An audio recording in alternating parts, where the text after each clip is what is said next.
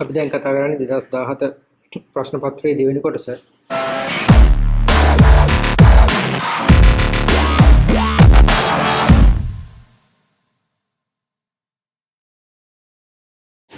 ඒකේ අපි පළවෙනි කොටස ගමු. පළවෙනි කොටසේ අනිවාර්ය ප්‍රශ්නයක් තියෙන්නේ. අපි ඒක බලමු.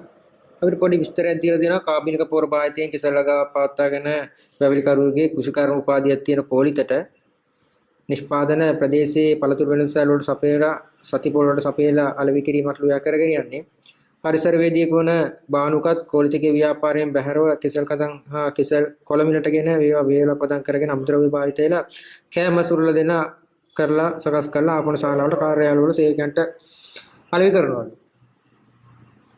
ඉතින් අපිට පොඩි විස්තර ටිකකුත් දීලා තියෙනවා ගණිතරු ටිකක් වෙච්ච දෙයක් දීලා තියෙනවා.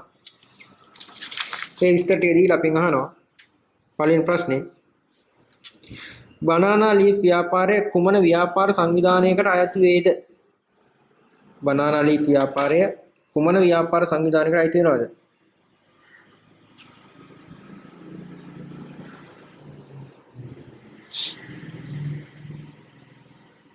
මේ බනානා ලීෆ් ව්‍යාපාරය ගැන කියන්නේ මේ බානුක තමයි මේ බනානා ලීෆ් ව්‍යාපාරය කරගෙන යනවා කියලා කියන්නේ. බානුක කරගෙන යනවා කියලා කියනවා නම් මේ බනානා ලීෆ් කියන ව්‍යාපාරය එහෙනම් තනි පුද්ගල ව්‍යාපාරයක් එහෙම නැත්නම් කේවල ස්වාමි ව්‍යාපාරයක් බවට පත් වෙනවා. බනානා ලීෆ් කියන්නේ තනි පුද්ගල ව්‍යාපාරයක් එහෙම නැත්නම් කේවල ස්වාමි ව්‍යාපාරයක්.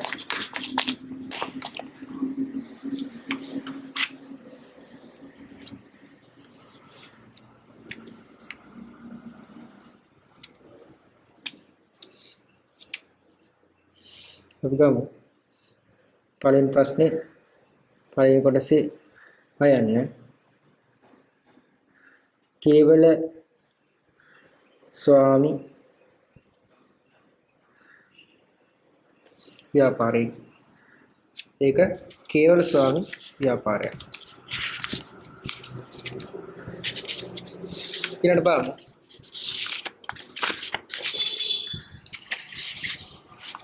ඊළඟට අපිට කියලා තියෙනවා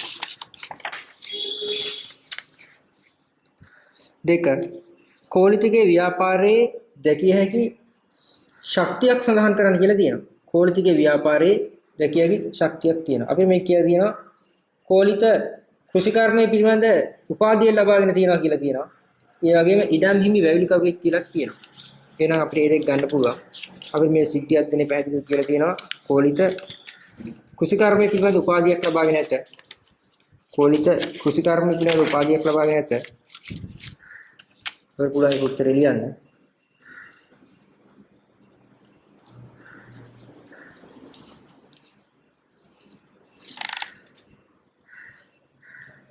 කෝලිත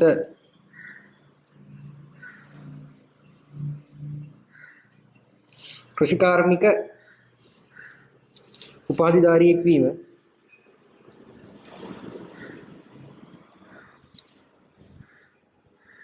ඉඩම් හිමි වැවිලිකරුවෙක් වීම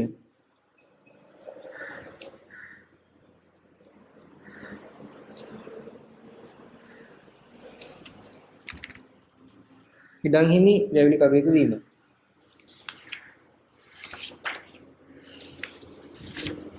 අක්බල් මීලට කෝලිත මෙන්ම බානුකද සිල්ල විරදාමයේදී ඊට ප්‍රකාශනයට ඔබ එකඟ වන්නේද? ඔබේ පිළිතුර හේතුවක් වෙනවා. කෝලිත මෙන්ම බානුකත් සිල්ල විරදාම යනවලු. අපෙන් අහනවා මේකට එකඟ වෙනවද නැද්ද? අනිවාර්යෙන් අපි මේක එකඟ වෙනවා. හේතුව කෝලිත හා බානික දෙන්නාම අවසාන පරිභෝජනය සඳහා තමයි බාණ්ඩ අලෙවි කරන්නේ. ඒගොල්ලෝ අලෙවි කරන්නේ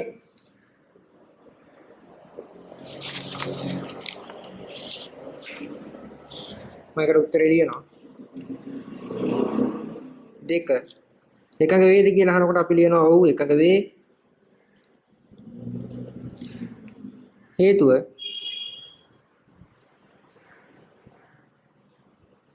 දෙදෙනාම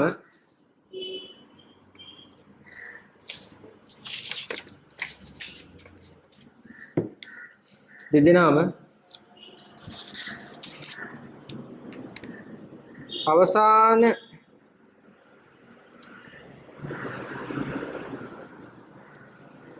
පරිභෝජනය සඳහා භාණ්ඩ අලෙවි කරයි.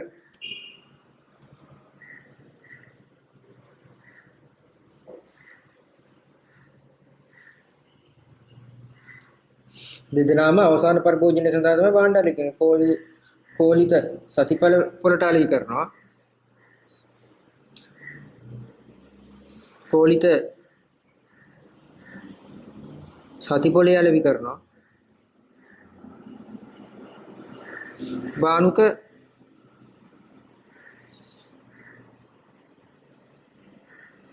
ආපනශාලාහ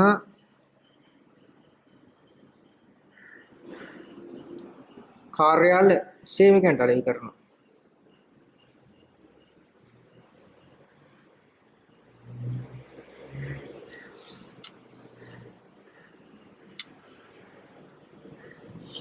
තුන මෙම සිද්ධියේ සඳහන් සැලසුම් කරන්නේ කාර්ය සඳහා නිදසුනක් සහ සංවිධානකරණයේ කාර්ය සඳහා නිදසුනක් ලියන්න. අපිට පුළුවන් සැලසුම් කරන්නට පුළුවන් බදු පදනමක් මත ඉඩම් ලබාගෙන ව්‍යාපාරයේ තලතුරටත් පුළුල් කරන්න පුළුවන්. සංවිධානකරණයට පුළුවන්. සේවකයෙකු බදවා ගන්න පුළුවන්. තුන්වෙනි කොටස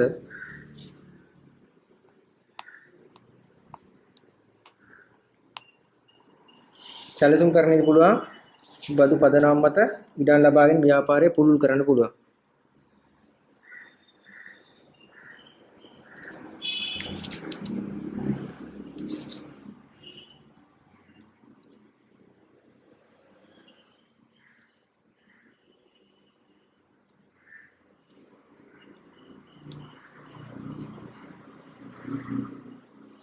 බදු පදනම මත ඉඩම් ලබාගෙන ව්‍යාපාරය පුළුල් කරන්න පුළුවන්.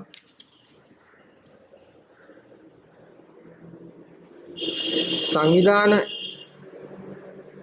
කරන්නේද පුළුවන්.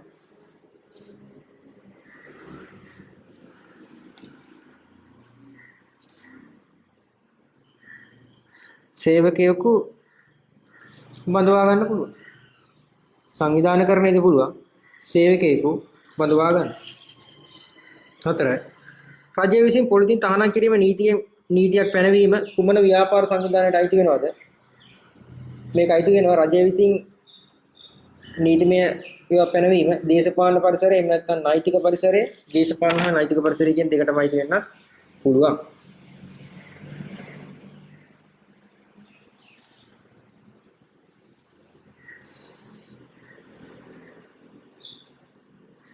දේශපාලන පරිසරය එහෙම නැත්නම්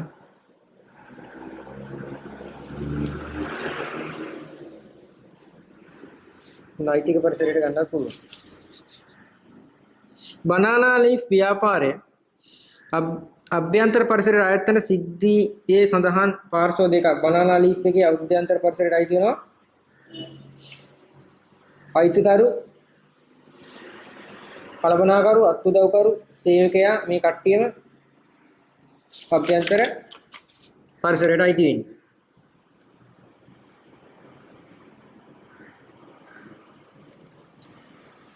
බානුක එහෙම නැත්නම් අයිතිකරු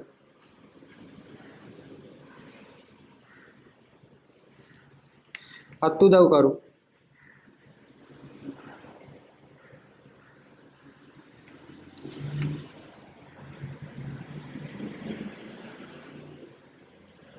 කලබනාකරු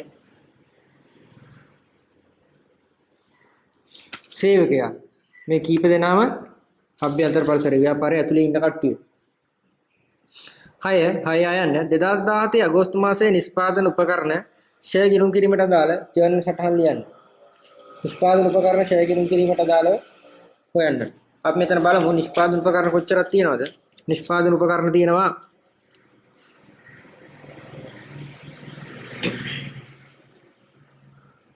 අගෝස්තු මාසයේ ආරම්භයේදී වාර්ෂික වටිනාකම 112යිලු.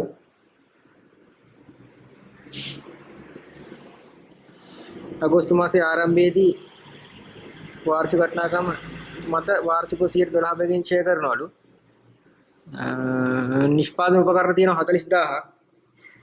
නිෂ්පාදන උපකරණ තියෙනවා 40000ක්.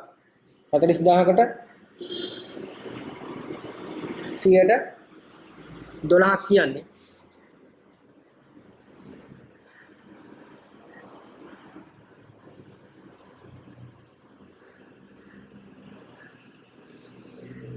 රුපියල් 400යි. ඒකෙන් 12න් එකයි ගන්නෙ. මාසෙකටයි ගන්නෙ. 40000ට 112යි. මම මාසෙකට හින්දා රුපියල් 400යි ගන්නෙ. ඒක ලියන්න පුළුවන්. නිෂ්පාදන උපකරණ ෂෙයා ගිණුම 400යි. හයවෙනි ප්‍රශ්නේ.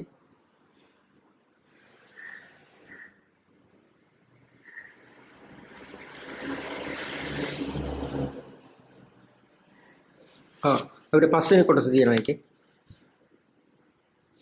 2017 සමාන එතන ප්‍රශ්නේ කොටස තියෙනවා.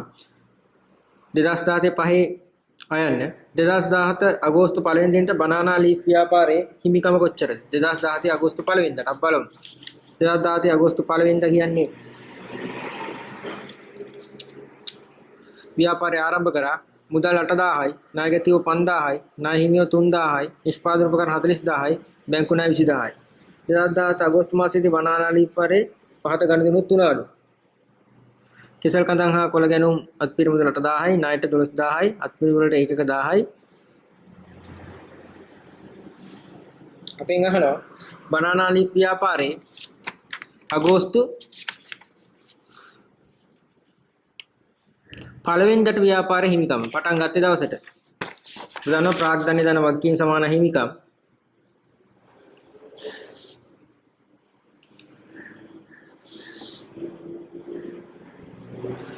මුදල් 8000ක් තියෙනවා.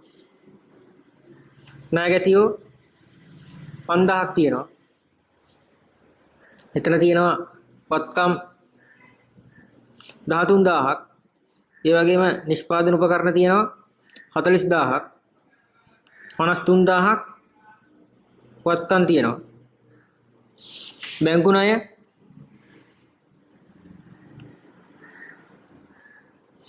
20000ක් තියෙනවා.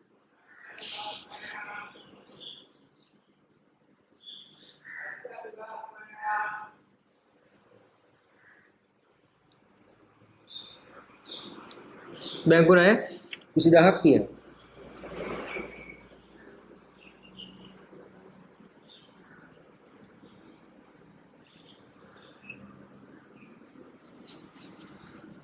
අපෙන් අහන්නේ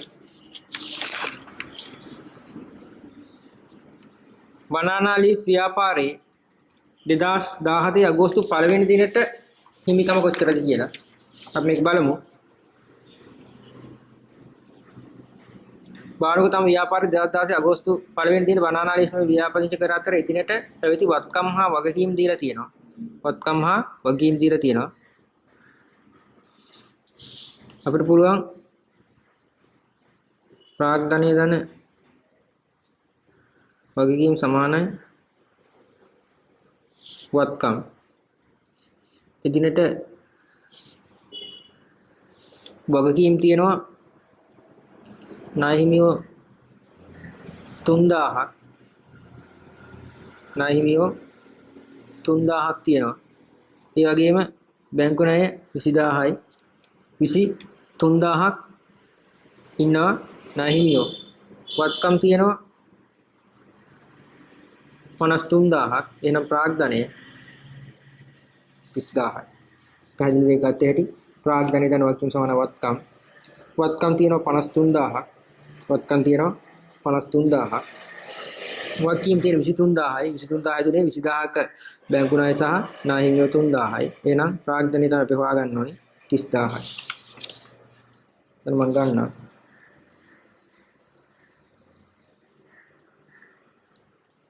පහේ ආයන්න ප්‍රාග්ධනය ධන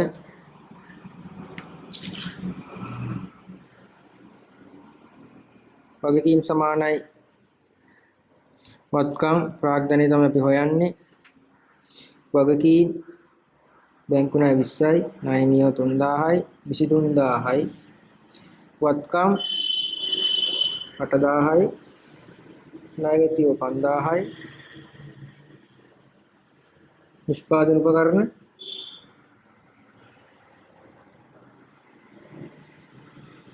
40000යි. හිමිකම සමානයි. රුපියල් 30000.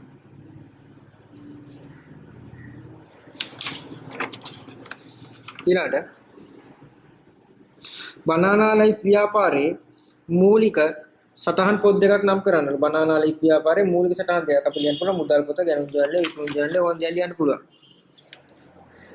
ආයන්න මම ලියනවා මුදල් පොත,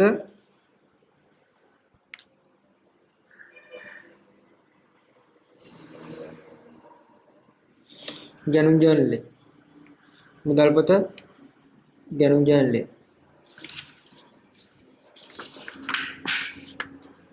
ඊළඟට 6 2017 අගෝස්තු මාසයේ නිෂ්පාදන උපකරණ ෂෙයා ගිණුම් ගත කිරීමට ආල් ජර්නල් සටහන් ලියන්න මම අතන පැහැදිලිව වාට කියලා දුන්නා. කලින් එකේදී ඒක ආපු හැටි. 40000ට 112ට 12න් එකක් රුපියල් 400යි. මම ඒක දික් සටහන් ලියන්න. මම ඒක දික් සටහන් ලියන්න. අයයන් ෂෙයා ප්‍රමාණය ගත්තේ උපකරණ 40000යි. ප්‍රතිශතය 112යි. මාසෙකට හින්දා 12න් එකයි. 400යි. ඒකේ ඉන්නේ නිෂ්පාදන උපකරණ ෂෙයා ගිණුම හර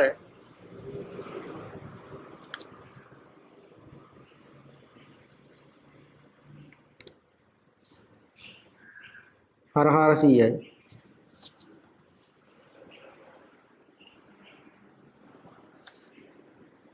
නිෂ්පාදන උපකරණ ෂෙයා වෙන් කිරීම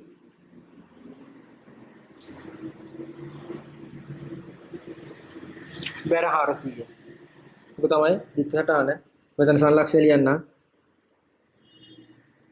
නිෂ්පාදන උපකරණ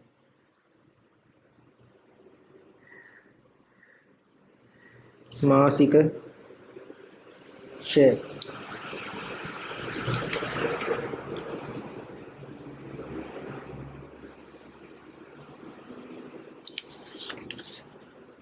නිෂ්පාදන උපකරණ මාසික ෂෙයා 2017 අගෝස්තු 30 දිනට නිෂ්පාදන උපකරණ වල ධාරණාගේ කීයද කියලා අහනවා.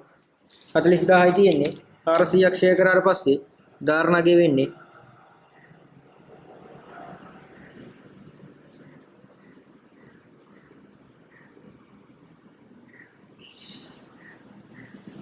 39600. 2017 7 වෙනි කොටස 2017 අගෝස්තු මාසයේ සඳහා බනානා ලීෆ් ව්‍යාපාරයේ මුදල් ගිණුම පිළියෙල කර 2017 අගෝස්තු 31 දිනට මුදල් ශේෂ ගණනය කරන්න. මුදල් ගිණුම හදන්නලු. ඔයගේ දින තොරතුරු ටික අනුව මම මුදල් ගිණුම දාගෙන යන්නම්. මෙම් ටී ගිණුමක් ගැහුවා. මුදල් පොත කියලා ලිව්වා. 7 වෙනි කොටස මුලින්ම මම ශේෂය දා ගන්නවා. ශේෂය ඉදිරියට ගෙනා මේක 8000ක් කියලා තියෙනවා. මට පෙන්නන්න එක. මුදල් ශේෂය 8000යි. මෙන්න මේක තමයි මම දාගත්තේ ශේෂය ඉදිරියට ගෙන 8000යි කියලා. ඒක ටික උතවට ගන්න බලාගෙන දාගෙන යන්නයි තියෙන්නේ. විකුණුම් තියෙනවා 20000ක් කරා කියලා. ඒකත් මම දාගත්තා. ගැනුම් තියෙනවා 8000ක් කියලා. ඒකත් මම දැම්මා. නාහිමියන්ට 10000ක් ගෙව්වා කියලා තියෙනවා.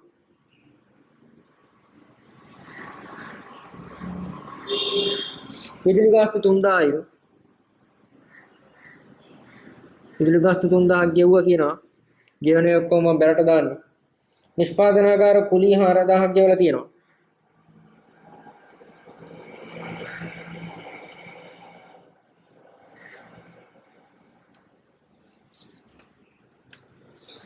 ප්‍රවාහන වියදම් 3600ක් තියෙනවා.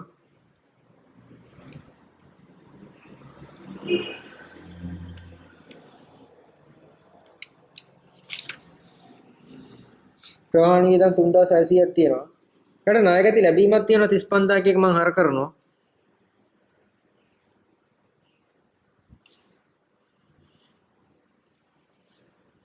අත්උදා කරුගේ වැටුප ගෙවලා තියෙන රුපියල් 5000.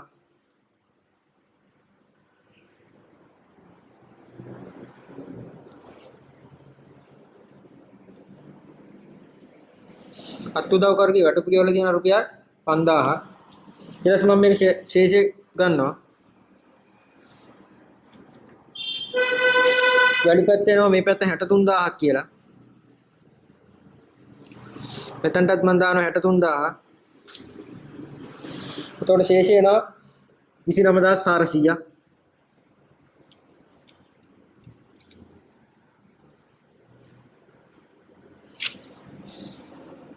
විසිනවදාස් 400ක් එනවා. 8 2016 අගෝස්තු 1 වෙනි දිනට ලී බනානා ලීෆ් ව්‍යාපාරයේ ජංගම වත්කමක් හා වංගම වත්කීමක් අගයන් සහිතව ලියා දක්වන්න. අවසාන දිනට ජංගම වත්කම් සහ ජංගම වත්කීමක් අපින් අහන්නේ. ජංගම වත්කමක් අපිට ගන්න පුළුවන් ණයගැතියෝ 10000ක් කියලා තියෙනවා. ඒක ගන්න පුළුවන් මට. ණයගැතියෝ 10000ක් කියලා තියෙනවා.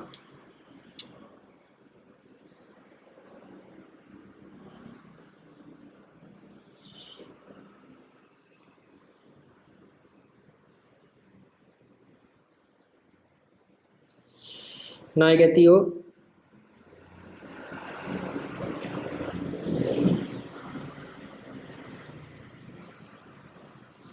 ණයගැතියෝ 10000යි. මුදල් ශේෂය 29400යි. ජංගම වගකීමක් ගන්නවා.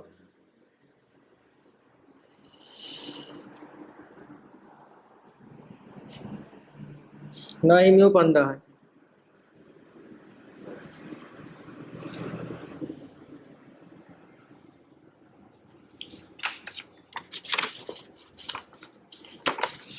දෙදා 17 අගෝස්තු 1 දිනට බනානා ලීෆ් ව්‍යාපාරයේ මූලික ගිණුම් කරන සමීකරණය අගයන් සහිතව දක්වන්නලු. මූලික ගිණුම් කරන සමීකරණය අගයන් සහිතව දන්වලු.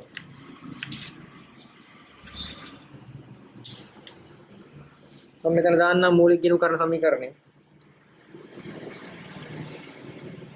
සාමාන්‍යයෙන් එන්නේ හිමිකම දන්නේ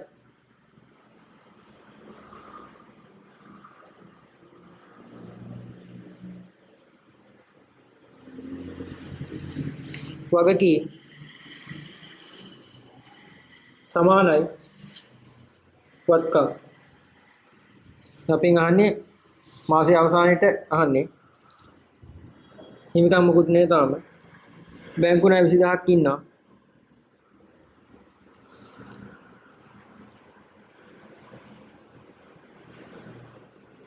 ණය හිමියෝ 5000ක් ඉන්න වගකීමක්.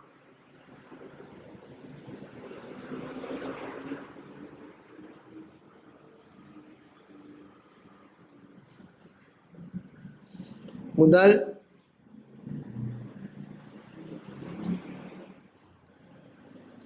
විසිනමේ 400යි. ණයගැතියෝ 10000ක් ඉන්නවා.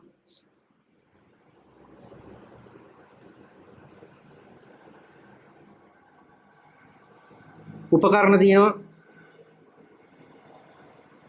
ෂෙයා කරාට පස්සේ ඉතුරු වෙනවා 39600ක්. අපි 400ක් ෂෙයා කරලා අඩු කරා. ඉතුරු වෙන්නේ 39600යි.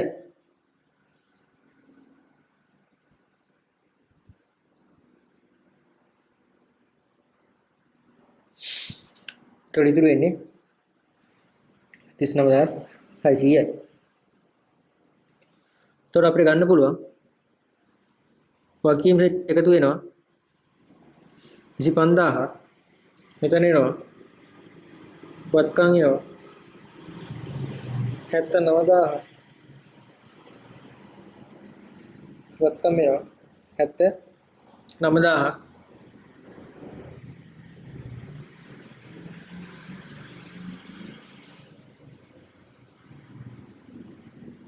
මෙතනට එතකොට මට හිමිකම දාන්න පුළුවන් 54000ක්. හිමිකම 54000ක්. 4000. මේක තමයි මූලික ගිණුම් කරන සමීකරණය. 10. බනානා ලීෆ් ව්‍යාපාරයේ අගෝස්තු මාසයේ නිෂ්පාදනය කළ කෑම අසුරුමුක පිරිවැය කොච්චරද කියලා අහනවා. බනානා ලීෆ් අගෝස්තු මාසයේ හදපු කෑම අසුරුමුක පිරිවැය කොච්චරද කියලා අහනවා.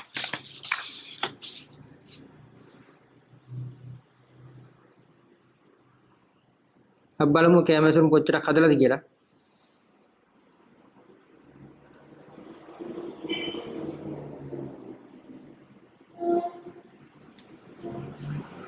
අගෝස්තු මාසයේදී කෑම ඇසුරුම් කොච්චරක් හදලාද කියලා බලමු.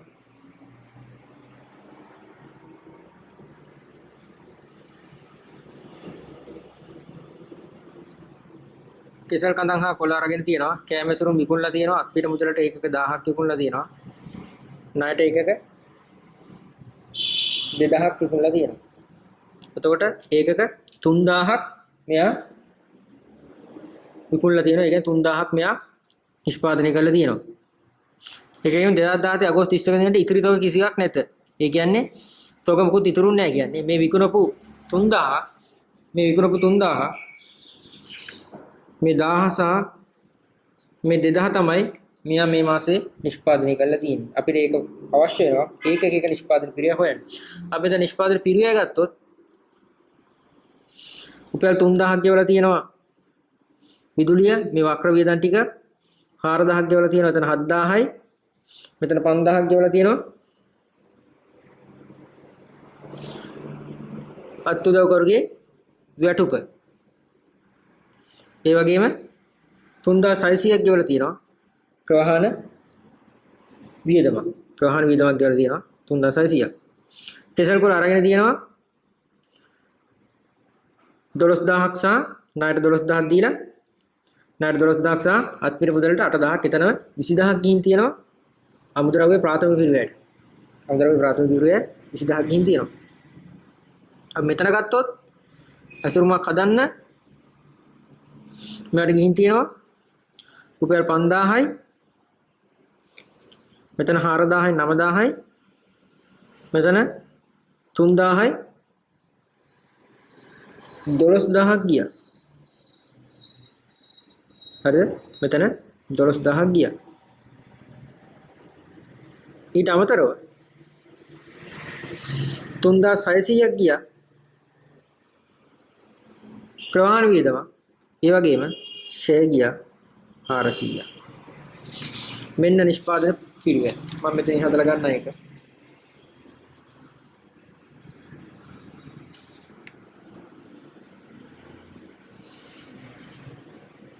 මුළු නිෂ්පාදන පිරිවෙල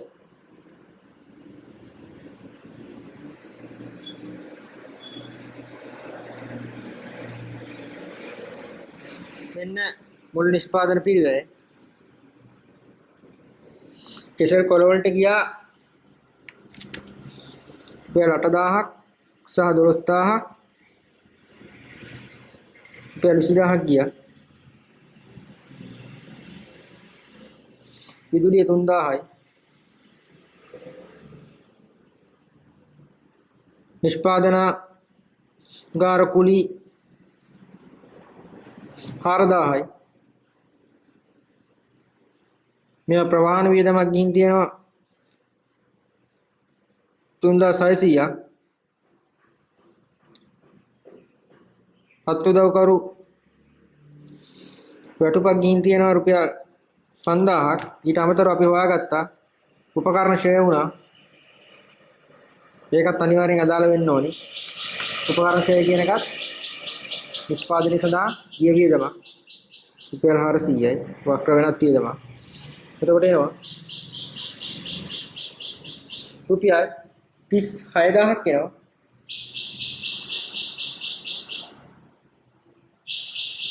මුළු පිරිවෙල. මම එක පිරිවෙල හොයනවා. මුළු පිරිවෙල 36000යි. මම හොයාගත්ත එකක 3000ක් කියලා විකුණලා තියෙන ටිකම තමයි ඒකක ප්‍රමාණය කියලා.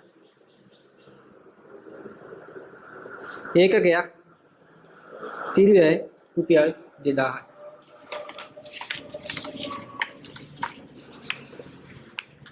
එක් කැමැසුරුම විකිණීමේදී තබා ගන්නා ලද ලාභය කීයද අහනවා. ඒකකයක විකුණුම් මිල ඒකක 20018 ගෙවුවා කියන්නේ. ඒකකයේ විකුණුම් මිල වෙනවා ඒකකයක විකුණුම් මිල වෙනවා. අර අපිට ගෙවුවා 20000 අරන් තියෙන්නේ ගෙවලා තියෙන්නේ 1000කට. ඒකකයේ විකුණුම් මිල රුපියල් 20යි. ලාභය 20න් අඩු කරනවා පිරිවැය රුපියල් 8යි. ඊට අපි බලමු දෙවෙනි කොටස. දෙවෙනි කොටස ප්‍රශ්න දෙකකට පිළිතුරු සපයන්න කියලා තියෙන්නේ. අපිට ප්‍රශ්න තුනක් දෙනවා. ඔයාලට කැමති ප්‍රශ්නයක් තෝරා ගන්න පුළුවන්. පළවෙනි එක ව්‍යාපාරයක් යන කුමක්ද කියලා අහලා තියෙනවා. ඒක ආයන්නෙන් අහලා තියෙනවා. ව්‍යාපාර කටයුතු කෙරෙහි උනන්දුවක් දක්වන පාර්ශවයන් දෙකක් ලියන්න කියලා. ව්‍යාපාරයක් යන කුමක්ද? ව්‍යාපාරය කෙරෙහි උනන්දුවක් දක්වන පාර්ශවයන් කවුද? මෙන්න දෙවෙනි කොටස.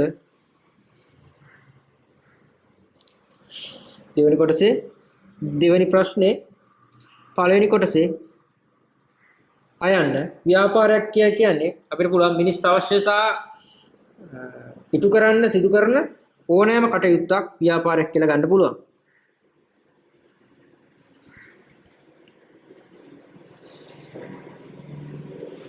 මිනිස් අවශ්‍යතා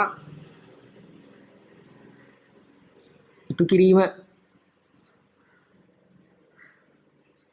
සඳහා සිදු කරන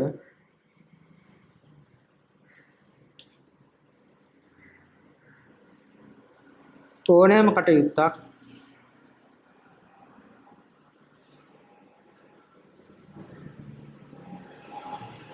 ව්‍යාපාරයක.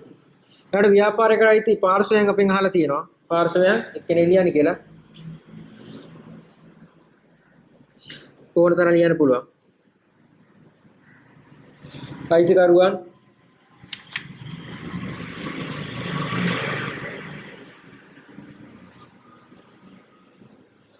ගනුදෙනුකරුවන්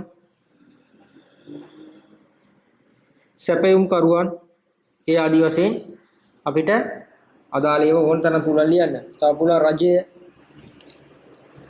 මම කීපය ලියන්නේ. රජය, පරිසර සංවිධාන, ජනමාධ්‍ය ආයතන, ඒ වගේ අදාළ ආයතන කීපයක්ම අපිට පුළුවන්. ඊට ප්‍රකාශ කීපයක් දීලා තියෙනවා සත්‍යද කියලා. ජීවත් වීම සඳහා මිනිසා විසින් අනිවාර්යයෙන්ම සපුරා ගත යුතු දෑ මිනිස් අවශ්‍යතාවය. සත්‍යයි. ඒක සත්‍යයි.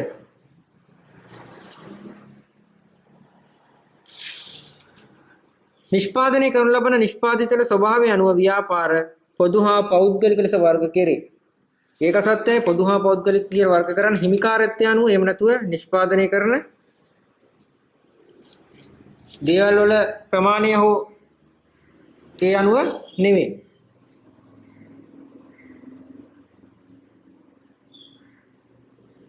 කියන්නේ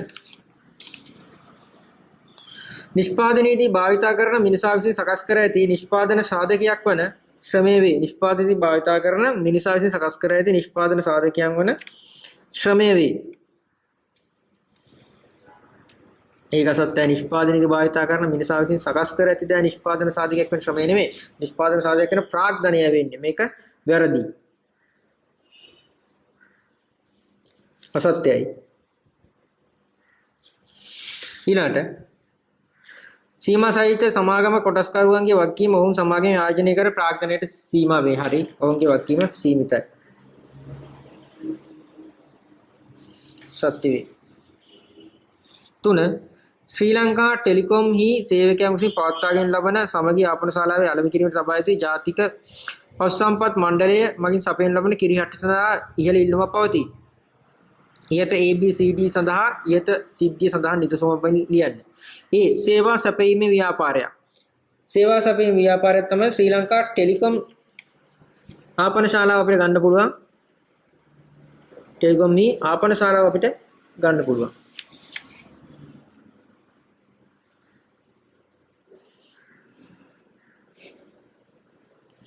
ශ්‍රී ලංකා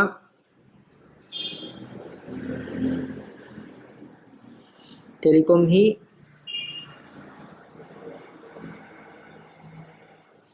ආපනශාලාව රාජ්‍යංශයේ ව්‍යාපාරය ශ්‍රී ලංකා ටෙලිකොම් එහෙම නැත්නම් ජාතික පශු සම්පත් මණ්ඩලය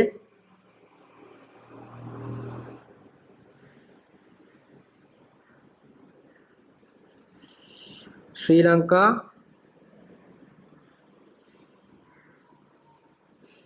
ටෙලිකොම් එහෙම නැත්නම් ජාතික පශු සම්පත්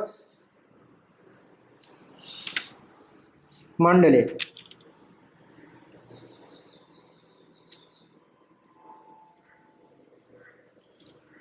ඊළඟට සමිති සංවිධානයක් තමයි සමගි ආපන ශාලාව අපිට ගන්න පුළුවන් මෙතන සමිති සංවිධානයක් විදිහට සමිති සංවිධානයක් තමයි සමගි ආපන ශාලාව සංවිධාන සුබ සාධනය අරමුණු කරගත් ව්‍යාපාරයක් අපිට ගන්න පුළුවන් ඒත් සමගි ආපන ශාලාවයි පශු සම්පත් මණ්ඩලයයි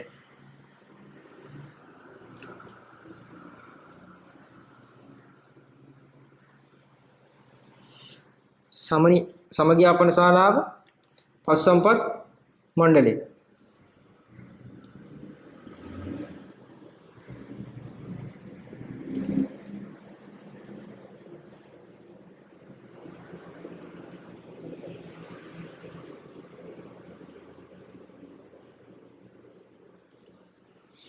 පශු සම්පත් මණ්ඩලය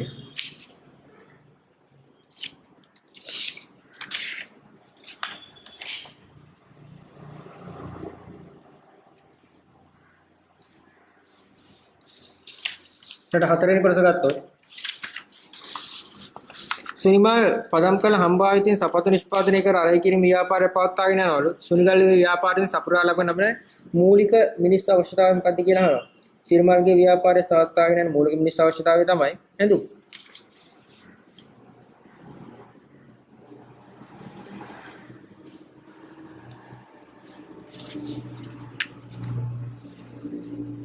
ඊළඟට සපත්තු නිෂ්පාදනය සඳහා භාවිතා කරන පදම් කළ ඉහත ව්‍යාපාරයේ නිෂ්පාදන සාධකයක් කියන භූමියට අයත් වේ. ඔබ මේ ප්‍රකාශන නිසා එකඟ වන්නේද ඔබගේ උපදෙස් සඳහා පිළිතුරු සපයනවලු. අපිට මේකට එකඟ වෙන්න බෑ. හේතුව තමයි පදම් කළ සම් කියන්නේ මිනිස් ක්‍රියාකාරකම් වල ප්‍රතිඵලයක් හින්දා මේක ප්‍රාග්ධනය වෙනවා. මේකට අපිට එකඟ වෙන්න බෑ. අපිට මේකට එකඟ වෙන්න බෑ.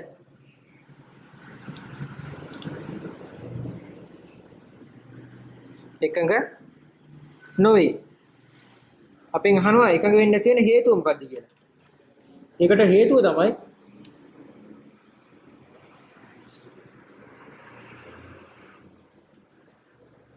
භූමිය කියලා කියන්නේ ස්වභාව ධර්මයෙන් ඒ ආකාරයෙන් ලබා ගන්නා දේවල්.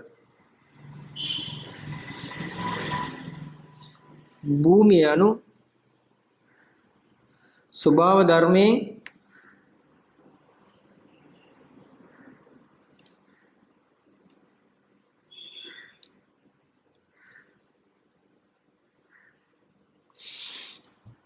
ඒ ආකාරයෙන්ම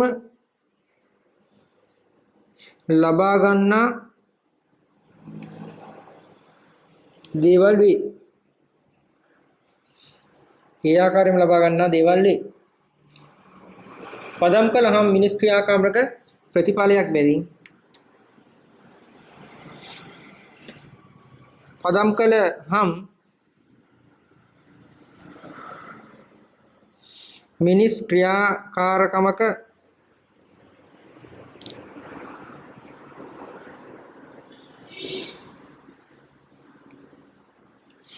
ප්‍රතිඵලයක් බැවින්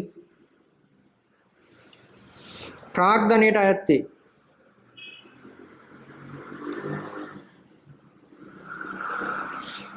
පදම් කළාම් කියන්නේ මිනිස් ක්‍රියාකාර ප්‍රතිඵලය ස්වභාව ධර්මයේ ඒ ආකාරයෙන් ලැබෙන දෙයක් නෙමෙයි. ඒකින්ද අපි ඒක ප්‍රාග්ධනයට තමයි දාන්නේ. ඊළඟට 3 චෙක්පතක් යන කුමක්ද කියලා අහලා තියෙනවා. ආයනෙන් අහලා තියෙනවා රක්ෂණ මූල ධර්ම දෙකක් ලියන්නේ කියලා. චෙක්පතක් කියලා කියන්නේ අපි නිතරම කතා කරන දෙයක්. චෙක්පතක් කියලා කියන්නේ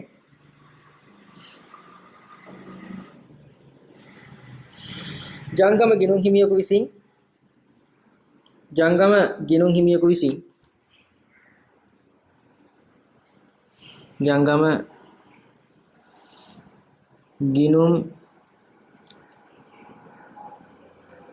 හිමියෙකු විසින් යම් නිශ්චිත මුදලක් නම් සඳහන් පුද්ගලයාට හෝ රැගෙන ඉන්නාට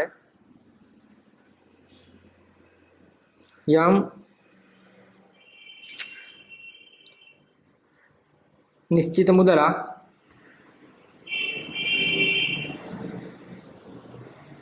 නම සඳහන්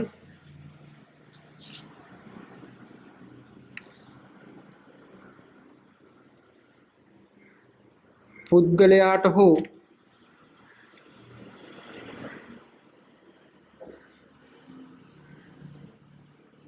රැගෙන ඉන්නාට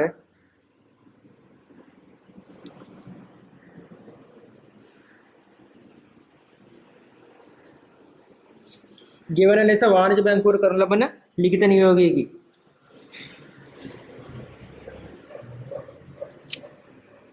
ගෙවන ලෙස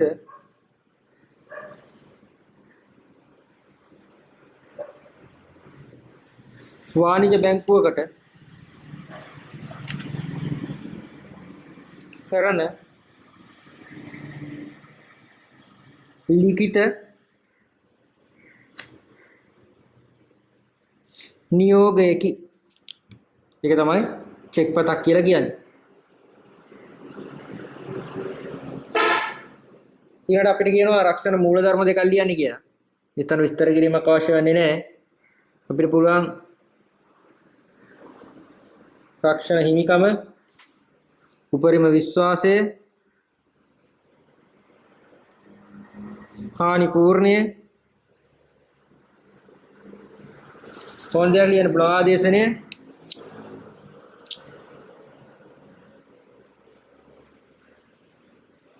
ආසන්නතම හේතුව,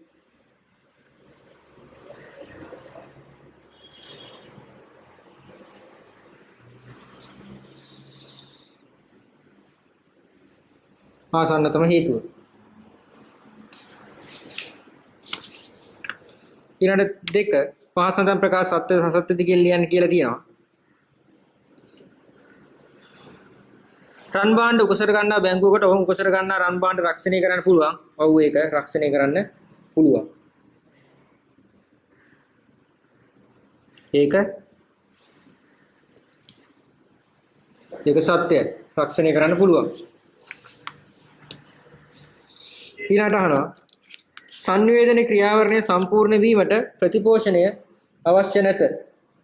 සංවේදන ක්‍රියාවලිය සම්පූර්ණ වෙන්න නම් ප්‍රතිපෝෂණය අවශ්‍ය නැහැ. ඒක අසත්‍යයි. ප්‍රතිපෝෂණයක් අවශ්‍ය නැහැ සම්පූර්ණ වෙන්න නම්. එහෙනම් ඒක අසත්‍යයි.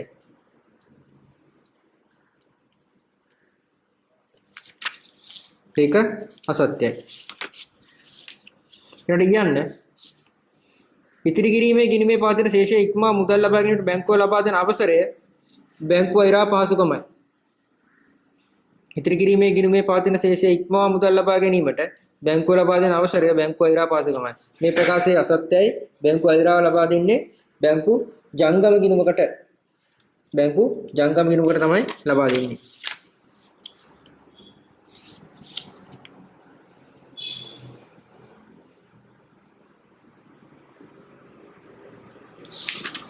ඒ ප්‍රකාශයේ අසත්‍යයි. ඊළඟට ඊයන්න කිසියම් රටක් වෙනත් රටකින් භාණ්ඩ තම රටට ගෙන්වීම අපනයන වෙනදාම වේ. කිසියම් රටක් වෙනත් රටකින් තම රටට භාණ්ඩ ගෙන්වීම අපනයන ක්‍රියාවලිය වේ. ඒක වැරදි. අපි ගෙන්නනවා නම් ආනයනය කරන්න. අපි මේ රටින් පිට රටට යවනවා නම් තමයි ඒක අපනයනයක් වන්නේ.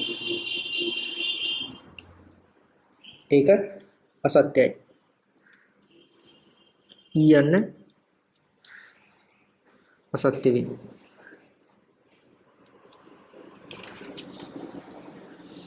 ඊයන්න අසත්‍යයි.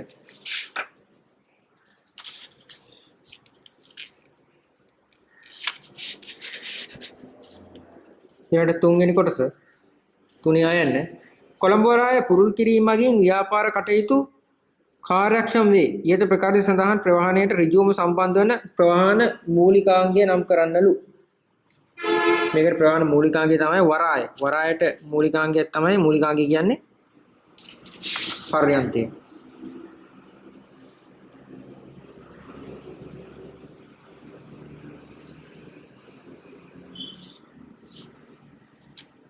තුනේ ආයන්න. තුනේ ආයනට උත්තරේ පර්යන්තය.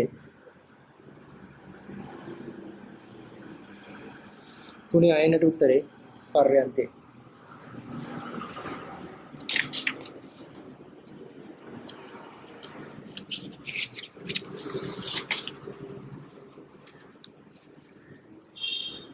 ආයන සුමතිපාල යාපනයේ අර්ථාපල් ගොවියෙකුට රාමචන්ද්‍රන්ගේ විශාල තොගවසින් අර්ථාපල් මිලදීගෙන සතිපොලේ වෙනදාම් කරන පියාලට සහ තම නිවස ඉදිරිපිට තබා පාරිභෝගිකයට විකුණනවලු. ඊට සිද්ධිය සඳහා තොග වෙලෙන්දකු හා සිල්වර වෙලෙන්දකු පිළිවෙලින් නම් කරන්න. ඊට තොග වෙලෙන්දකු සහ සිල්වර වෙලෙන්දකු මෙතන නම් කරන්න පුළුවන්. තොග වෙලෙන්දෙක් තමයි සුමතිපාල සහ පියාල. සුමතිපාල කරන්නේ අර්ථාපල් ගොවියෙකුට රාමචන්ද්‍රන්ගෙන් විශාල තොග වශයෙන් අර්ථාපල් මිලදීගෙන සතිපොලේ වෙනදාම් කරන පියල්ට සහ නිවස ඉදිරිපිට තමා පාරිභෝගිකයන්ට විකුණන සුමනාට අලෙවි කරනවා. එන සතිපොලේ විකුණන පියල් මෙතන තොග වෙලෙන්දේ ඒ වගේම සිල්වර මේ තව තොග වෙලෙන්දෙක් තමයි සුමතිපාල. ඒ වගේම අපිට මෙතන ගන්න පුළුවන් අර්ථාපල් ගොවියෙකු වෙන රාමචන්ද්‍රන්ගෙන් තමයි. එයා තමයි නිෂ්පාදකයා. එයාගෙන් තමයි මිලදී ගන්න. එහෙනම් සුමතිපාල කියන කෙනාත් තොග වෙලෙන්දෙක් කියලා ගන්න පුළුවන් අපිට. පියලුත් ගන්න පුළුවන්. මොකද පියල් අවසාන පරිභෝජනයේට නෙමෙයි විකුණන්නේ. තව කෙනෙකුට නැවත විකිණීමේ පරමාර්ථයෙන් විකිණීමට තමයි දෙන්නේ. එහෙනම් මම හිතන ලියනවා තොග වෙලෙන්දෙක් තමයි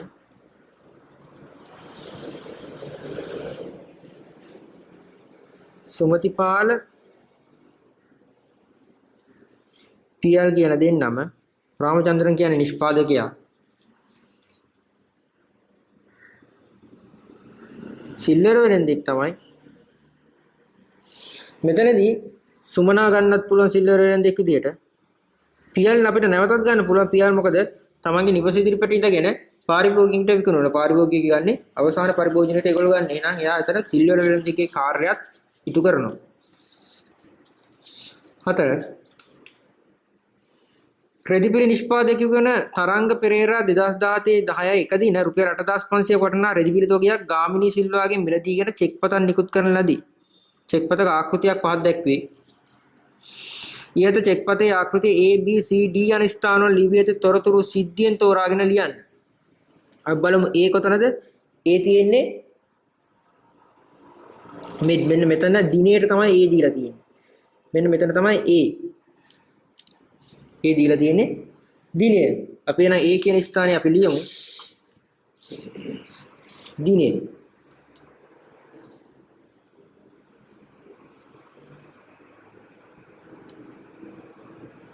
මෙන්න A. දිනේ අපිට දාන්න පුළුවන්. දිනේ අපිට දාන්න පුළුවන් 2017 10 1. ඒක අපි දාද්දි මුලින්ම දාන්න ඕනි දවස, ඊළඟට මාසේ, ඊළඟට අවුරුද්ද. ඒ පීරියඩ් තමයි චෙක් පතේ අපි දාන්නේ. ඊළඟට B කියලා දීලා තියෙන්නේ මෙන්න මෙතන. මම නැවත උඩින් ලියන්න පැහැදිලි හින්දා. මෙතන තමයි B කියලා දීලා තියෙන්නේ. B කියලා අපි එතන සාමාන්‍යයෙන් ලියන්නේ ඒ අදාළ ගෙවන්න ඕනි කෙනා. කාටද මේ ගෙවන්න ඕනි? ගාමිණී සිල්වාට. එහෙනම් මම මෙතන B වලින් ලියනවා ගාමිණී සිල්වා. ඊළඟ බලමු C. C තියෙන්නේ කාටද? C කියලා කියන්නේ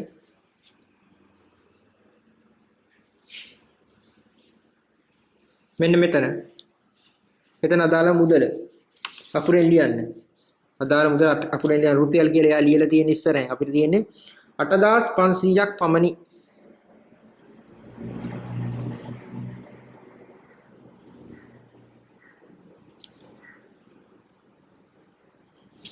මෙතන ලියන්න ඔයා 8500ක් පමණි. D කියලා ලියන්නේ මෙන්න මෙතන. මෙතන සාමාන්‍යයෙන් මෙන්න මෙතන තමයි D. මෙතන කරන්නේ අදාළ චෙක් පත ලියන කෙනා, ඒ කියන්නේ චෙක් පතේ අනකරු ගේ අස්සන තරංග පෙරේරාගේ අස්සන තමයි එතන එන්නේ.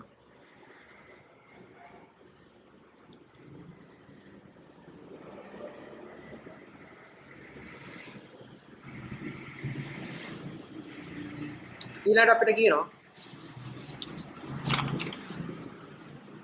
ඊට චෙක් පතේ අනකරු හා අනලදු වෙන වෙනම ලියන්නලු. අනකරු තමයි තරංග පෙරේරා, අනලදු ලංකා බැංකුව.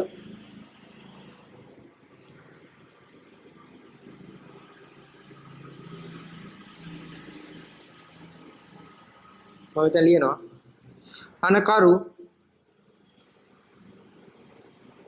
තරංග අනකරු කියන්නේ තරංග පෙරේරා, අනලදු තමයි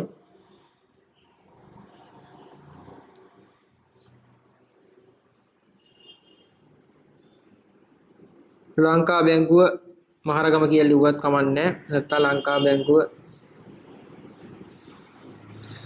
මහරගම කියලා ලිව්වත් කමන්නේ. එහෙම නැත්නම් නිකම්ම ලංකා බැංකුව වුණත් ඇති.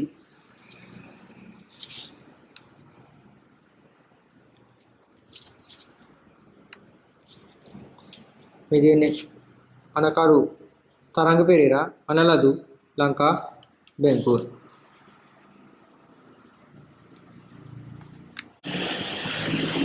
ප්‍රශ්න 4 පළවෙනි කොටස ඉලක්ක වෙළඳපොළ යන කුමක්ද කියලා අහනවා. ආයනෙන් අහනවා භාණ්ඩාගාර බිල්පත්වල ආයෝජනයෙන් ලැබෙන ප්‍රතිලාභ දෙකක් ලියන්න. මේ ඉලක්ක වෙළඳපොළ එහෙම නැත්නම් අපි මේකට කියනවා ටාගට් මාකට් එකක් කියලා. මේ ඉලක්ක වෙළඳපොළ කියලා කියන්නේ ව්‍යාපාරයක් විසින් තමන්ට වැඩියෙන්ම සතුටු කරන්න පුළුවන්, තමන්ට වැඩියෙන්ම තෘප්තිමත් කරන්න පුළුවන්, ඒ වගේම ලාභදායීව තමන්ගේ ව්‍යාපාරය කරගෙන යන්න පුළුවන් අවශ්‍ය පාරිභෝගික කණ්ඩායම තමන් තෝරා ගන්නවා. ඊට පස්සේ ඒගොල්ලන්ට අදාළ භාණ්ඩ මුලින්ම අපි ඒගොල්ලන්ට අදාළ භාණ්ඩ ටික නිෂ්පාදනය කරලා ඒගොල්ලන්ට අදාළ භාණ්ඩ ටික විකුණුවොත් අපිට පුළුවන් ඒගොල්ලන්ට ඉක්මනින් තෘප්තිමත් කරලා ඒ හරහා අපිට වැඩි ලාභයක් ලබාගෙන යන්න. උදාහරණයක් ගත්තොත් අපි හිතමු අපි පාසල් කියන්නේ සපත්තු නිෂ්පාදනය කරනවා නම් අපි ඒක පාසල් ළමුන්ට සඳහා අපි ඒගොල්ලෝ ඉලක්ක වෙළඳපොළ කරගත්තොත් අපි ඒ අදාළ තරුණ වයසයට ගැලපෙන පාවහන් ටිකක් නිෂ්පාදනය කරලා දුන්නොත් අපිට ඒක ඉක්මනින්ම තරුණ පිරිවෙල අතර ඒක විකුණ ගන්න පුළුවන්.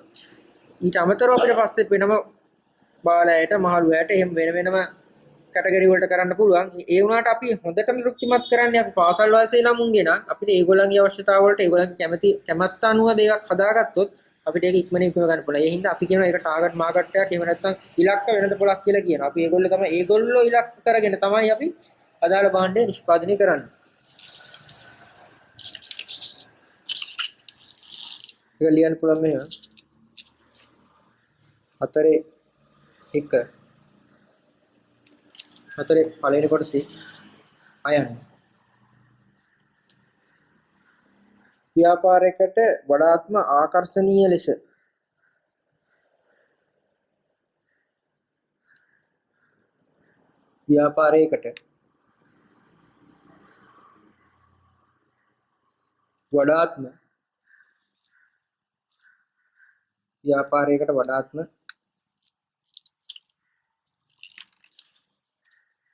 ආකර්ෂණීය ලෙස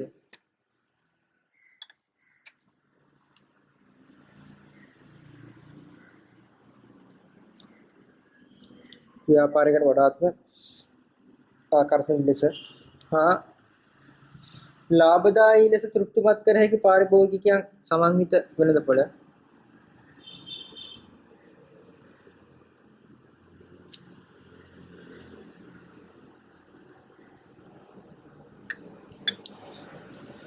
ලාභදායීව තෘප්තිමත් කළ හැකි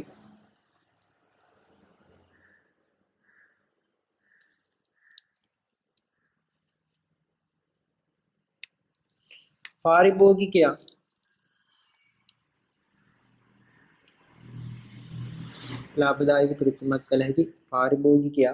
සමන්විත වෙළඳපොළ ඉලක්ක වෙළඳපොළ වේ.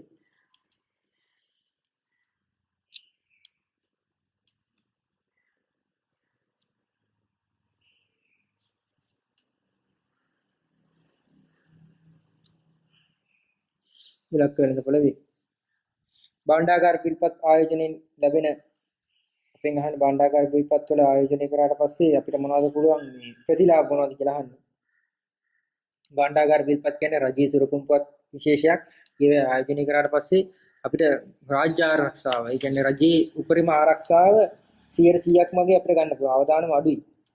ඊට පස්සේ ස්ථාර පොලියක් හම්බ වෙනවා. ද්‍රවශීලතාවය ඉහළයි.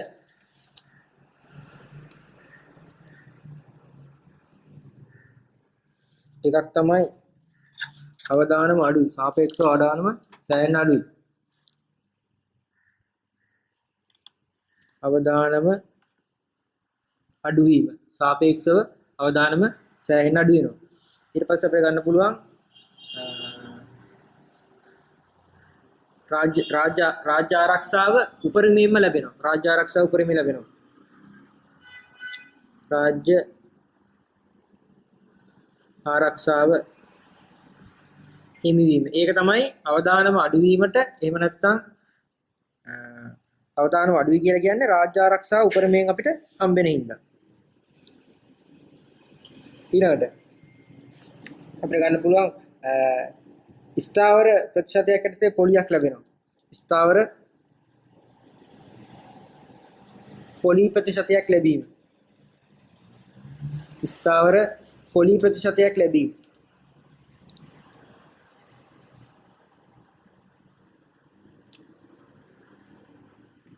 ස්ථාවර පොලි ප්‍රතිශතයක් ලැබීම. තව එකක් අපිට ගන්න පුළුවන් මේක කෙටි කාලීන ආයෝජන මාර්ගයක්. ඒ කියන්නේ ඉක්මනින් ගන්න පුළුවන් ද්‍රවශීලතාවයේ ඉහළයි. ද්‍රවශීලතාවය කියලා කියන්නේ ඉක්මනින්ම මුදල් බවට පත් කර ගැනීමේ හැකියාව. ද්‍රවශීලතාවයේ ඉහළයි.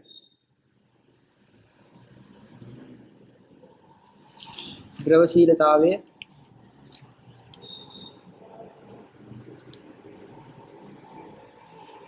ඉහළයි. ද්‍රවශීලතාවයේ ඉහළයි. ඊළඟට අපිට දීලා තියෙනවා ප්‍රකාශ කීපයක් දීලා සත්‍යද අසත්‍යද කියලා. අපි ඊට බලමු සත්‍යද අසත්‍යද දීලා තියෙන්නේ කියලා. පළවෙනි එක කොටස් වෙළඳපොලේ කටයුතු විධිමත්ව සාධාරණීකරණව පවත්වාගෙන යන ශ්‍රී ලංකා විනිමය හා සුරකුම්පත් හා විනිමය කොමිෂන් සභාවේ ප්‍රධාන අරමුණ. ඒක හරියි. කලින් ප්‍රකාශයේ සත්‍යයි. විනිමය සුරකුම්පත් හා කොමිෂන් සභාවෙන් තමයි මේ වැඩේ කරගෙන යන්නේ. ඒගොල්ලෝ තමයි ඒකේ ප්‍රධාන අරමුණ කොටස් වෙළඳපොළ පවත්වාගෙන යන්න. ඊළඟ බලමු ආයන්න. ආයන කියනවා ආයෝජනයක අවදානම් ඉහළ යන විට අපේක්ෂිත ප්‍රතිලාභයේද ඉහළයි. අවදානම් ඉහළ යනකොට අපේක්ෂිත ප්‍රතිලාභයේද ඉහළයි. අවදානම් වැඩි. අවදානම් වැඩි වුණාම මේගොල්ලෝ කියනවා අපේක්ෂිත ප්‍රතිලාභයත් ඉහළයි කියලා. ඒක ඇත්ත. අපි සාමාන්‍යයෙන් අවදානම වැඩි වෙන්න අපිට හම්බෙන ප්‍රතිලාභය වැඩි වෙනවා. ඒක සත්‍යයි. අපි සාමාන්‍ය කොටස් වල අවදානම් වැඩි නම් හදිසියව සාමාන්‍ය කොටසකට ඉහළ ලාභාංශයක් හම්බුනොත් එහෙම අපිට වැඩි ලාභාංශයක් හම්බ වෙනවා. එහෙම නැත්නම් සාමාන්‍ය කොටසක මිල හදිසියවත් ඉහළ ගියොත් එහෙම අපිට ලොකු ප්‍රාග්ධන ලාභයක් ලබනවා. ඒ වගේම මේක අනිත් පැත්ත වෙන්නත් පුළුවන්. අවදානම් වැඩි හදිසියවත් සාමාන්‍ය කොටසක මිල හදිසියව කොටස් වෙනකොට කඩා වැටුනොත් අපේ කොටස් ටිකේ මිල අඩු වුණොත් අපිට ඒ පාඩුව දරා ගන්න වෙනවා. කියන්නේ නිෂ්පාදිතයක් නිර්මාණය කිරීමේ සිට එය පාරිභෝගිකයාගේ අතර පත් කිරීම දක්වා ක්‍රියාවලිය පමණක් අලෙවිකරණය වේ. ඒක අසත්‍යයි. අපි එයාගේ අතර පත් කරන දක්වා පමණක් කියන හින්දා තමයි මේ ප්‍රකාශය අසත්‍යයි කියලා අපිට ගන්න පුළුවන්. එයාගේ අතර දීලා විතරක් නෙමෙයි ඊට පස්සේ අලෙවියට පසු සේවා සවා අපි මේ අලෙවිකරණය හින්දා සපයනවා. අලෙවිකරණය කියලා කියන්නේ අලෙවීම් පසු සේවා සැපයීමත් අලෙවිකරණය. පාරිභෝගිකය අතට දින එකකින් මේ ප්‍රොසෙස් එකේ ක්‍රියාවලිය අවසන් වෙන්නේ නැහැ. එහෙනම් ඒක සත්‍යයි. සීමිත සම්පත් වලින් උපරිම ප්‍රයෝජන ගැනීම සඳහා ව්‍යාපාරිකයට කලබනාකරණය අවශ්‍ය වේ. සීමිත සම්පත් වලින් උපරිම ප්‍රයෝජන ලබා ගැනීමට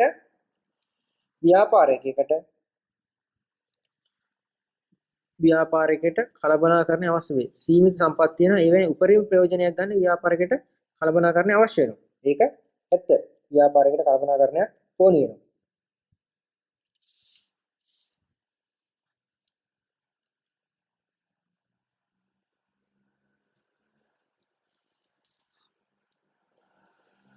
ඒකත් සත්‍යයි.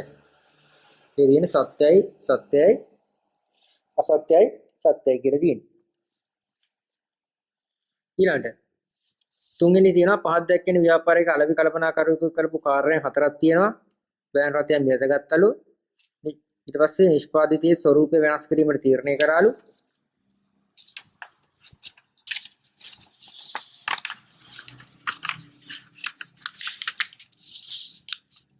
D එකෙන් කියනවා පාරිභෝගිකයන් සමග සුවද සම්බන්ධතා පවත්වා ගන්න විකුණුම් සේවකයන්ට උපදෙස් දුන්නලු.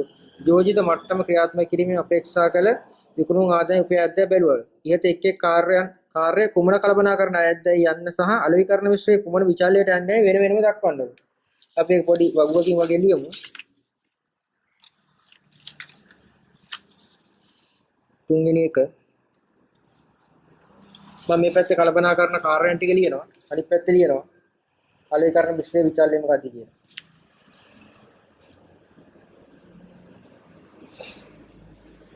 කල්පනා කරන කාර්ය මම මෙතන ලියනවා. මෙතනින් විචාල්‍ය ලියනවා. අලෙවි මිශ්‍රය ලියනවා.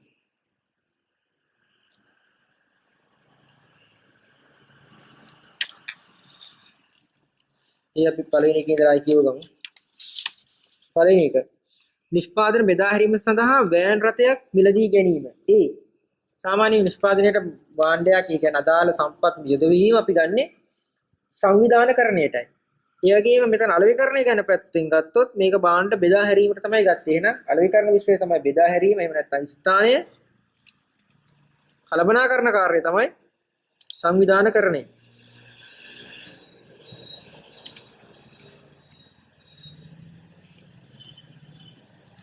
සංවිධානකරණය අලෙවි මිශ්‍රය තමයි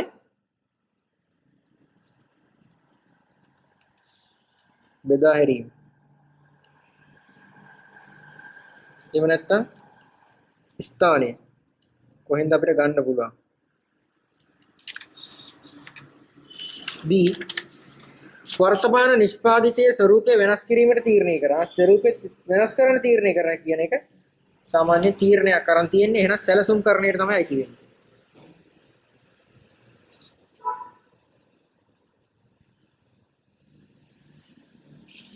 අපි ඒක සැලසුම් කරන්නට ගන්න. අපි ඒක අලෙවි මිශ්‍රය ගත්තොත් සාමාන්‍ය නිෂ්පාදනයක් සම්බන්ධයෙන් අපි ගන්නේ නිෂ්පාදිතය. අද ගන්න අලෙවිකරණ මිශ්‍රය හතරයි තියෙන්නේ 4 piece කියලා කියනවා. ඒකෙන් නිෂ්පාදිතය කියන එක තමයි මෙතනදී ගන්න.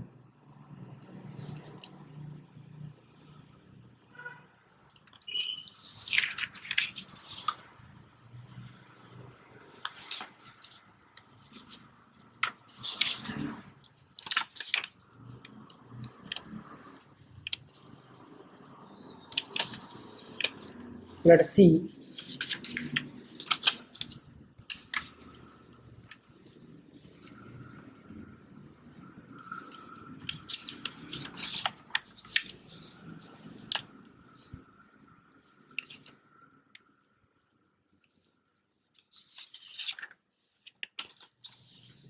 පාරිභෝගිකයන් සමග සුහද සම්බන්ධතා පවත්වා ගැනීමට විකුණුම් සේවකයන්ට උපදෙස් ලබා දීම.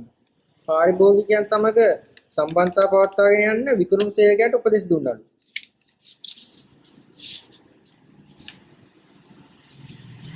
පාරිභෝගිකයන් සමග සුහද සම්බන්ධතා පවත්වාගෙන යන්න විකුණුම් සේවකයන්ට උපදෙස් ලබා දීම. ඒ තමයි C. සාමාන්‍යයෙන් උපදෙස් දෙනවා කෙනෙක්ගේ අදාළ කාර්යයට මෙහෙවීම අපි අදාළ වෙන්නේ මෙහෙවීම කියන කාර්යයට කළමනාකරන කාර්යය තමයි මෙහෙවීම.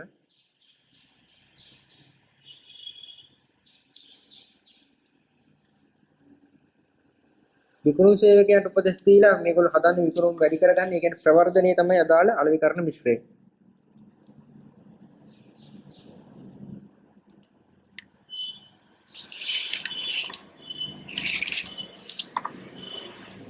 ඊට අවසාන එක D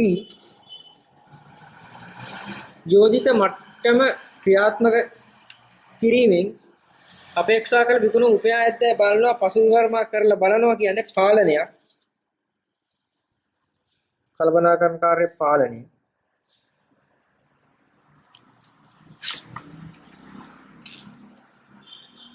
අදාළ ප්‍රවර්ධන මිශ්‍රය වෙන්නේ මිල. අදාළ ප්‍රවර්ධන මිශ්‍රය වෙන්නේ මිල. ඉදිරි මාසයේදී විශ්‍රාම යාමට අපේක්ෂිත ඉහළ අවදානමක් දැරීමට අකමැති බණ්ඩාර තම සේවක අර්ථසාධක අරමුදලින් ලැබීමට නියමිත මුදල ආයෝජනය කිරීම සඳහා පහත ආයෝජන මාර්ග දෙක සලකා බලමින් සිටිනවලු. 15%ක වාර්ෂික පොලියක් හිමි ජ්‍යෙෂ්ඨ පුරවැසි ස්ථාවර තැන්පතුක ආයෝජනය කරන්න පුළුවන්ලු. එහෙම නැත්නම් කොටස් වෙනද ප්‍රේස 125ක අපේක්ෂිත වාර්ෂික ප්‍රතිලාභයක් සහිත සාමාන්‍ය කොටස් වල ආයෝජනය කරන්නත් පුළුවන්ලු. අපෙන් අහනවා මේ ආයෝජන මාර්ග වලින් බණ්ඩාරට ඔයා යෝජනා කරන ආයෝජන මාර්ගය මොකක්ද කියලා. ඊළඟට කියන ඒ ආයෝජන මාර්ගය තෝරා ගන්න. අයිවා ඒක තෝරා ගන්න හේතුව මොකක්ද කියලා අහනවා. සාමාන්‍යයෙන් මේ කියන සිද්ධියත් එක්ක අපිට හොඳයි කියලා හිතන්න පුළුවන්, අපිට උපකල්පනය කරන්න පුළුවන් මේ දීලා තියෙන විකල්ප අවස්ථා දෙකෙන් 15%ක වාර්ෂික පොලිය සහිත ජ්‍යෙෂ්ඨ පුරවැසි ස්ථාවර තැන්පතු ගිණුමක ආයෝජනය කරා නම් හොඳයි කියලා තමයි හිතෙන්නේ. ඒකට හේතුවක් වෙනවා. එකක් තමයි මේක ප්‍රධාන මේ පැහැදිලිවම කියලා තියෙනවා මේ බණ්ඩාර ඉහළ අවදානම් දැරීමට අකමැති කෙනෙක්. අය වැඩි අවදානම් දරන්නේ අපි දන්නවා කොටස් වෙනදපොළ කියලා කියන්නේ ටිකක් අවදානම් තනක් ඒක ආයෝජකෙකුට සමානලාවට ඒක මිල ඉහළ යන්න පුළුවන්, සමානලාවට මිල පහළ යන්න පුළුවන්. එහෙනම් බණ්ඩාර මේකට ආයෝජනට අකමැති හින්දා අපිට පුළුවන් ඒක මෙව්ව කරන්න. ඒ වගේම තමයි මේක ජ්‍යෙෂ්ඨ පුරවැසි ගිණුමක ආයෝජනය කරන්න යන්නේ. සාමාන්‍ය ජ්‍යෙෂ්ඨ පුරවැසි ගිණුමක ස්ථාවර තැන්පතුවක ටිකක් වැඩි පොලියක් හම්බ වෙනවා. ඒ වගේම ස්ථාවරයි. නමුත් කොටස් වල ඒක විචලනය වෙන්න පුළුවන්. ඊට පස්සේ ඒ වගේම තව එකක් තමයි මේ ජ්‍යෙෂ්ඨ පුරවැසි ගිණුමක් අපසුරුකුමක් ලෙස භාවිත කරන්න පුළුවන්. අපි මොකක් හරි ලෝන් එකක් ගන්නවා හරි මොකක් හරි දෙයකට අපයක් එහෙම නැත්නම් අපේ සහතික වීමක් විදිහට අපේ මේ ජ්‍යෙෂ්ඨ පුරවැසි ස්ථාවර තැන්පතු තියන්න පුළුවන්. දැන් වර්තමානයේ කරන ස්ථාවර තැන්පතු තියෙන මුදලින් 80ක් 90ක් දක්වා අපිට ණය මුදලක් විදිහට අපිටම ගන්න පුළුවන්. ඒ වගේ ප්‍රතිලාභ කීපයක් තියෙනවා. නමුත් මේ කොටස් වෙනද පොළේ ආයෝජනයෙන් ඒ වගේ ප්‍රතිලාභ හම්බෙන්නේ නැහැ. ඒ හින්දා අපි එකට පිළිතුරු ලියමු.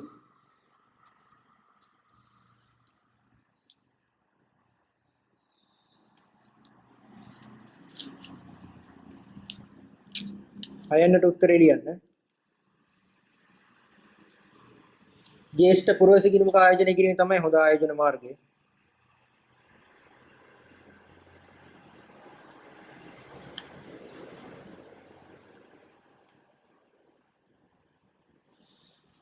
ज्येष्ठ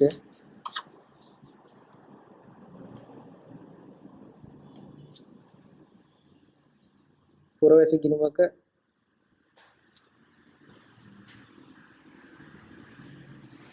ज्येष्ठ පුරවැසි ගිණුමක ආයෝජනය කිරීම අපි කරන හේතු ලියමු. එකක් තමයි බණ්ඩාර ඉහළ අවදානම් දැරීමට අකමැති වීම.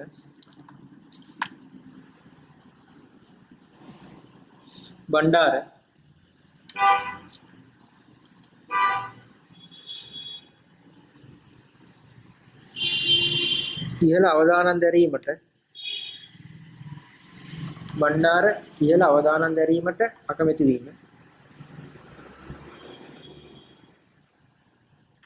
බණ්ඩාර ඉහළ අවදානම් දරන්න අකමැති වෙනවා. ඒ වගේම තමයි ජ්‍යෙෂ්ඨ පුරවැසි ගිණුමකට ලැබෙන පොලිය ස්ථාවරයි. ඉහළ පොලියක් හම්බ වෙනවා. ගොඩක් වෙලාවට 60ට වඩා වැඩි අයට ඉහළ පොලියකුත් හම්බ වෙනවා. ज्येष्ठ පුරවැසි ගිණුමකට ස්ථාවර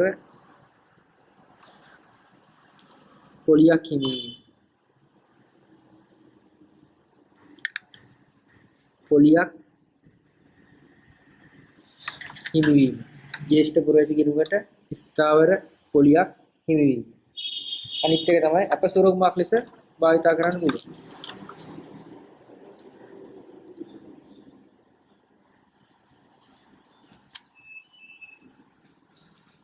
අපසුරුකුමක් ලෙස භාවිත කළ හැකි වීම. එකක් තමයි අපසුරුකුමක් ලෙස භාවිත කළ හැකි වීම.